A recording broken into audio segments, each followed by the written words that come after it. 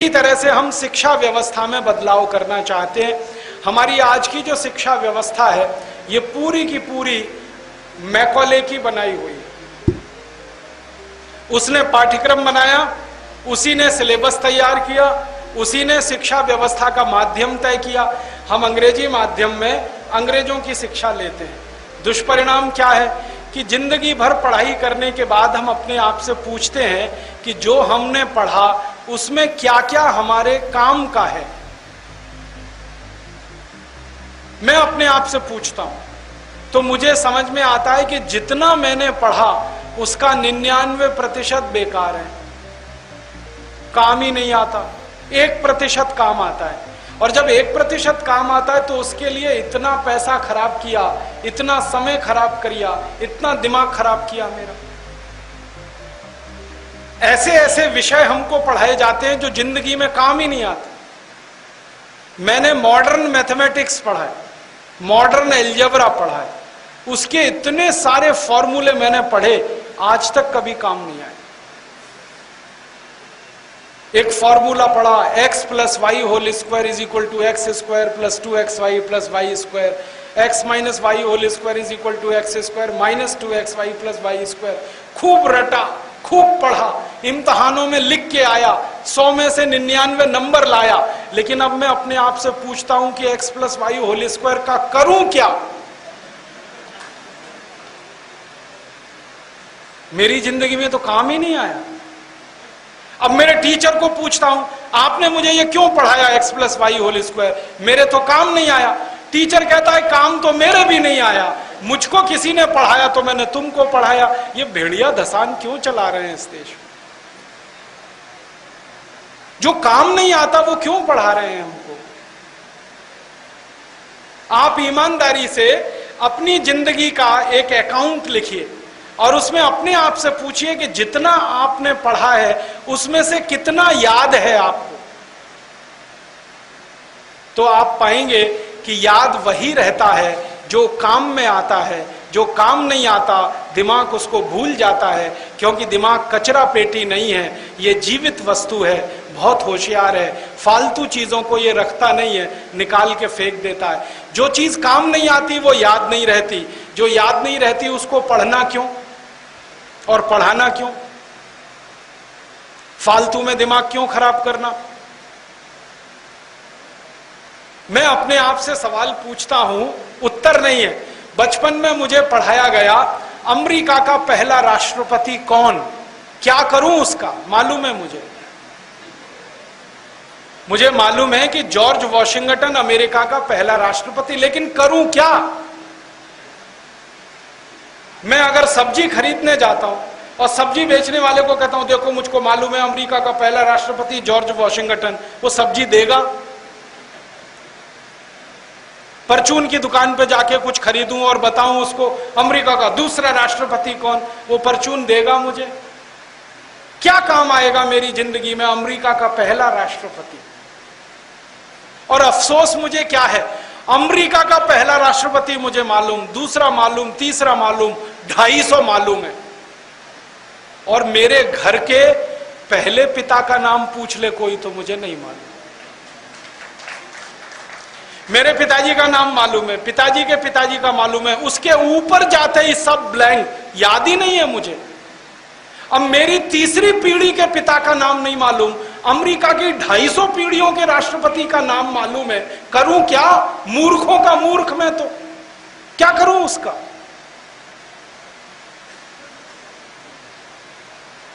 मुझे इतना क्रोध आता है अपने ऊपर। मैं बचपन में पढ़ता था, मुझे कनाडा की जलवायु पढ़ाई गई। कनाडा की जलवायु क्या है? ठीक है भाई, पढ़ लिया कि कनाडा बहुत ठंडा देश है, तापमान -40 डिग्री है, फिर ठंडी हवाएं हैं, बर्फीली हवाएं हैं, वगैरह वगैरह। अब क्या करूं उसका? पढ़ लिया मैंने, कनाडा बहुत ठंडा देश है। अब जब तक कनाडा में जाता नहीं या कनाडा मेरे घर में आता नहीं, तब तक उसका क्या करूं? और मेरे जैसे करोड़ों बच्चों को पढ़ा दिया कनाडा का जलवायु। अब मुझे कनाडा का जलवायु मालूम है, लेकिन भोपाल का जलवायु नहीं मालूम। मुझे मैक्सिको का जलवायु मालूम है लेकिन शिवपुरी का नहीं मालूम। मुझे ब्राजील का जलवायु मालूम है लेकिन मेरे जन्म जिले का अलीगढ़ का जलवायु नहीं मालूम।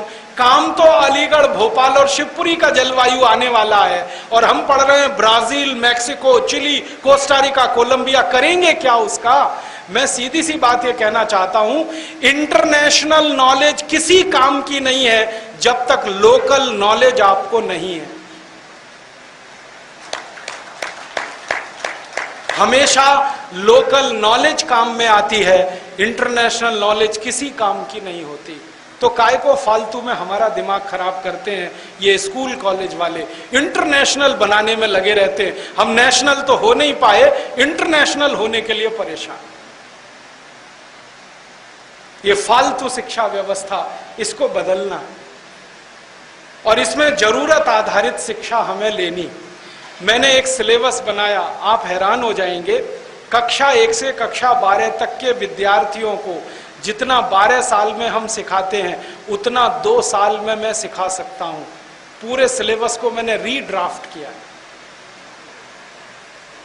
क्या किया? फालतू चीजें निकाल दी सब, उसमें से कचरा पट्टी सब फेंक दिया निकाल के। जो काम का बचा वो 2 साल का है, तो 10 साल का समय बचा लिया मैंने बच्चों का।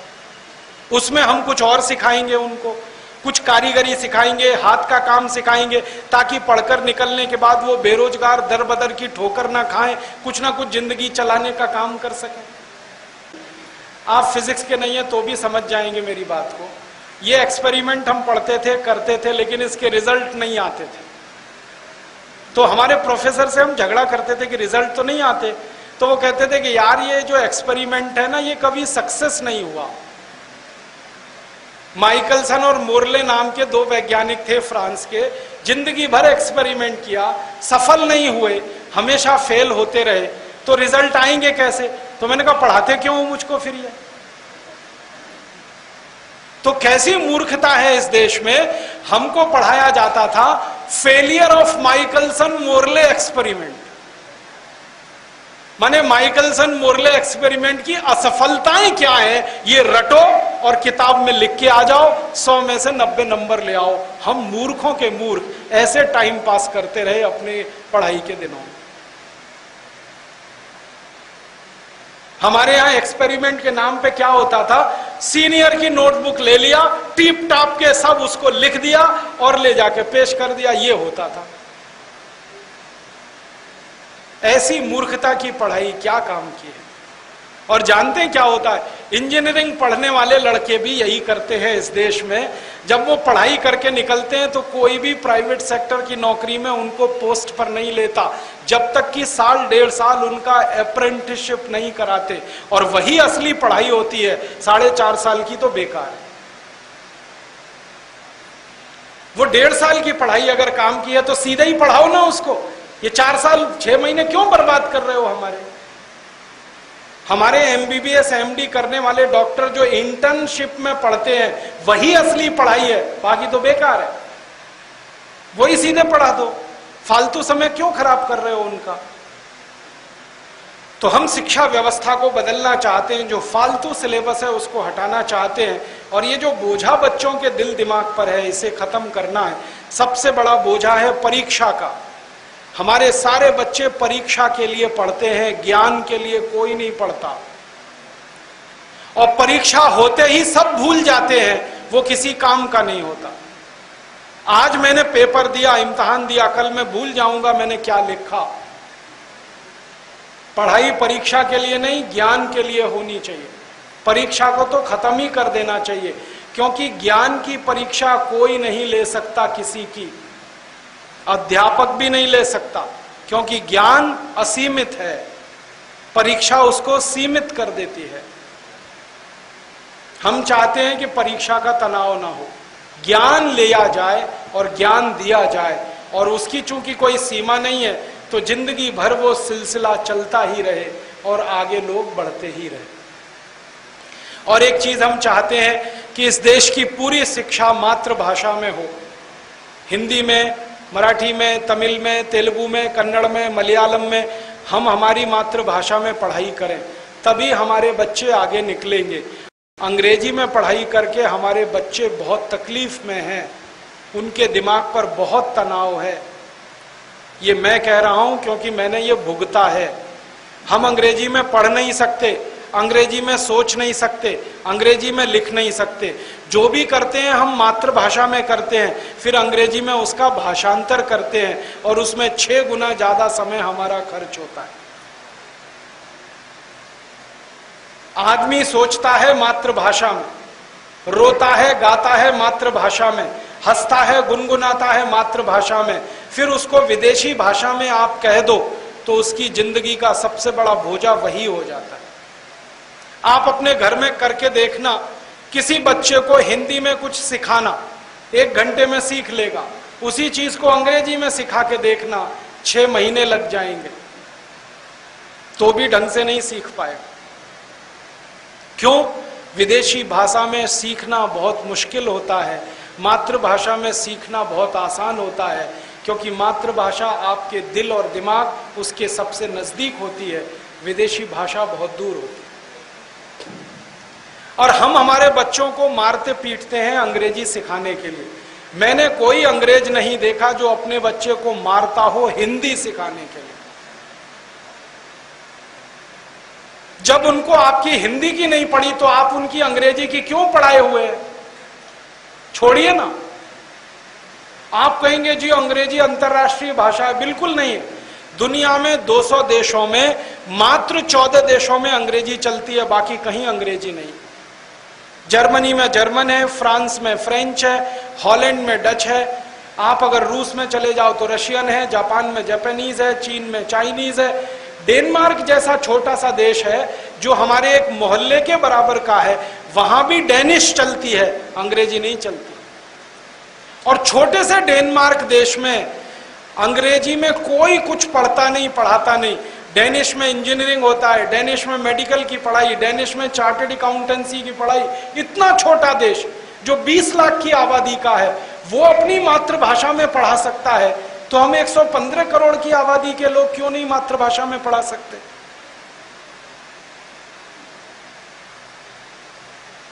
कोई लोग कहते हैं अंग्रेजी में क्वालिटी बहुत है, और मैंने अंग्रेजी पढ़कर यह पाया कि दुनिया की सबसे रद्दी भाषा यही है।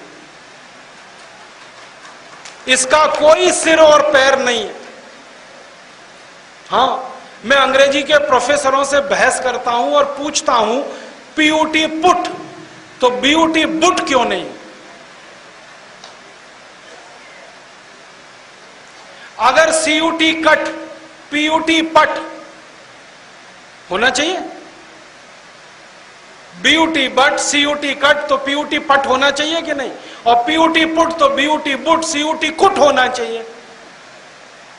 एक जगह यू ऊ हो गया, एक जगह यू आ हो गया। ये क्या चक्कर है भाई? यू तो यू है, कहां आ कहां ऊ?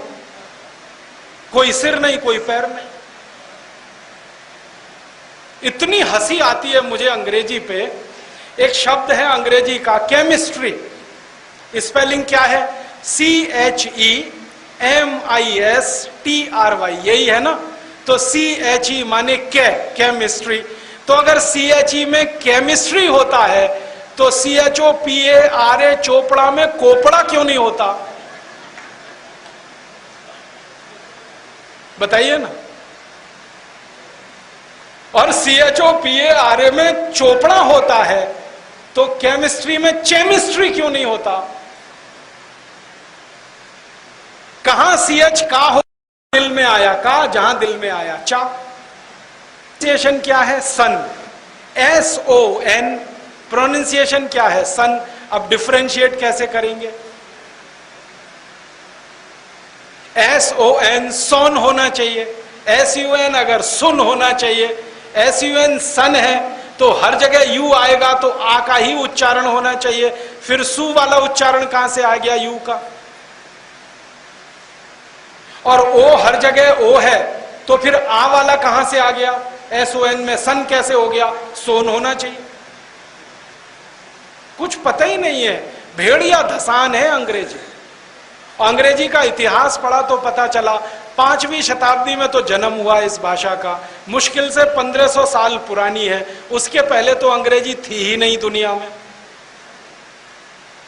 अब अगर हम हिंदी से इसकी तुलना करने लगे तो हिंदी तो हजारों साल पुरानी है, और संस्कृत से तुलना करें वो तो करोड़ों साल पुरानी है।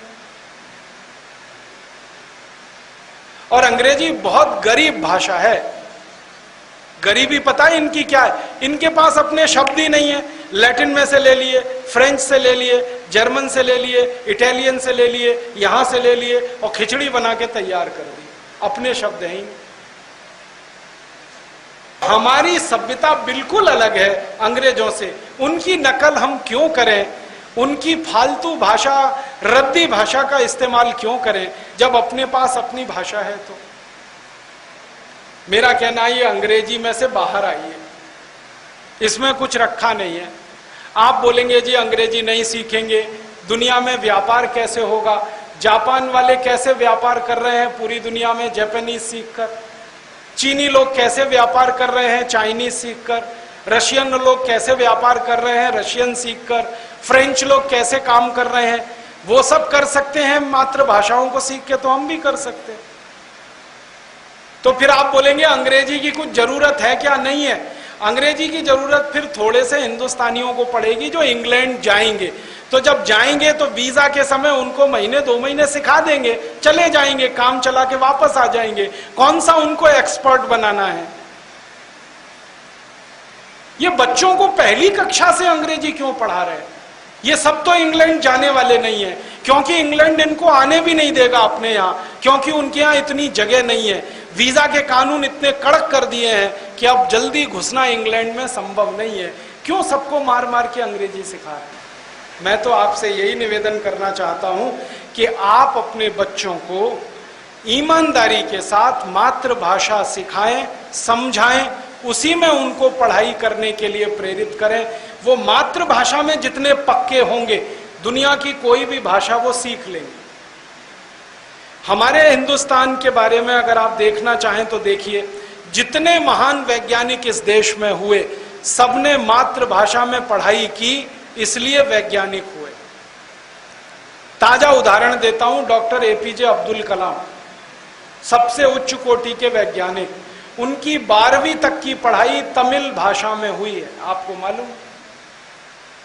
और जब उनको कहा गया कि आप इतने ऊंचे वैज्ञानिक कैसे बने, तो उन्होंने कहा 12वीं तक तमिल में पढ़ा, इसलिए इतना ऊंचा बन पाया। इस देश के एक और महान वैज्ञानिक हैं डॉक्टर विजय भटकर, जिन्होंने सबसे पहला सुपर कंप्यूटर बनाकर इस देश को दिया। डॉक्टर विजय भटकर की 12वीं तक की पढ़ाई मराठी में हुई है, और वो कहते हैं कि मैं इतना ऊंचा संशोधन कर सका क्योंकि मराठी में सोचता हूं, इसलिए।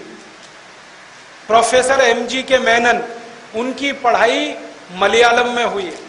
प्रोफेसर स्वामीनाथन, उनकी पढ़ाई तमिल में हुई है। ये जितने उच्च कोटि के वैज्ञानिक हुए, डॉक्टर सेठना, डॉक्टर भाभा, जिन्होंने पहला परमाणु बम का इस देश में परीक्षण कराया, ये सब वैज्ञानिक मातृभाषा में से निकले हुए हैं। और मैं आपको एक सच्चाई बताना चाहता हूं, कॉन्वेंट से निकला हुआ एक भी विद्यार्थी इस देश के उच्चतम वैज्ञानिक पद पर आज तक नहीं पहुंचा। कॉन्वेंट में से जो पढ़कर निकले हैं ना, वो साइंटिस्ट नहीं बने, साइंटिफिक मैनेजर हो गए। साइंटिस्ट होना अलग है, साइंटिफिक मैनेजर होना बिल्कुल अलग काम। साइंटिफिक मैनेजर माने क्लर्क, क्लरिकल काम, वो ही कर पाते हैं, क्योंकि जो मातृभाषा में चिंतन नहीं कर सकते, वो मूल आविष्कार नहीं कर सकते, और जो मूल आविष्कार नहीं कर सकते, वो वैज्ञानिक नहीं हो सकते। इसलिए मातृभाषा में पढ़ाइए, मातृभाषा में सिखाइए, और बन पड़े उतना अपने बच्चों को ये कॉन्वेंट स्कूलों में मत पढ़ाइए। आप बोलेंगे जी इसमें क्या बीमारी है? बहुत बड़ी बीमारी है। इंग्लैंड में कॉन्वेंट स्कूल होते हैं, हमारे यहाँ नहीं। ये तो मैकॉले ने कॉन्वेंट स्कूल खोल दिया इस देश में, इसलिए शुरू हो गए, वरना कॉन्वेंट इस देश में होने की जरूरत नहीं है। आप जानते हैं कॉन्वेंट शब्द का अर्थ क्या है? CONVENT। कॉन्वेंट का माने है लावारिस बच्चों का स्कूल।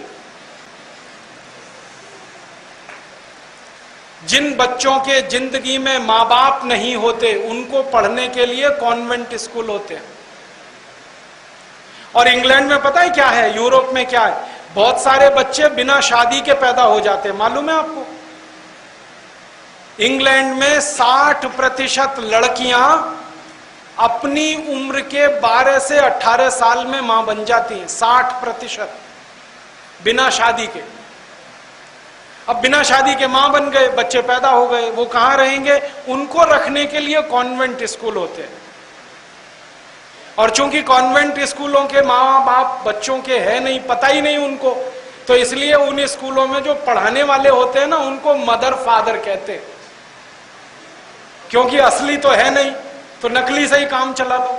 आप बोलेंगे कहां भेजें, कोई कमी पड़ गई है स्कूलों की? बहुत स्कूल हैं इस देश में, मातृभाषा के स्कूल हैं, राष्ट्रभाषा के स्कूल हैं, वहां पढ़ने को भेजिए अपने बच्चों को। और याद रखिए कि doctor APJ Abdul Kalam municipal corporation के स्कूल में पढ़कर वैज्ञानिक बने। ध्यान रखिएगा इस बात को। उनका जो गांव है ना रामेश्वरम में, वो दिखाते हैं, बताते हैं कि मैं तो म्युनिसिपैलिटी के स्कूल में पढ़ा हूं, कॉन्वेंट में नहीं पढ़े। प्रोफेसर एमजी के मेनन म्युनिसिपैलिटी के स्कूल में पढ़े, डॉक्टर विजय भटकर म्युनिसिपैलिटी के स्कूल में पढ़े, और इतने ऊंचे वैज्ञानिक हो गए। तो आपके बच्चे भी हो सकते हैं। प्रतिभा, लगन और संकल्प चाहिए, फैसिलिटीज ज्यादा जरूरत नहीं होती है।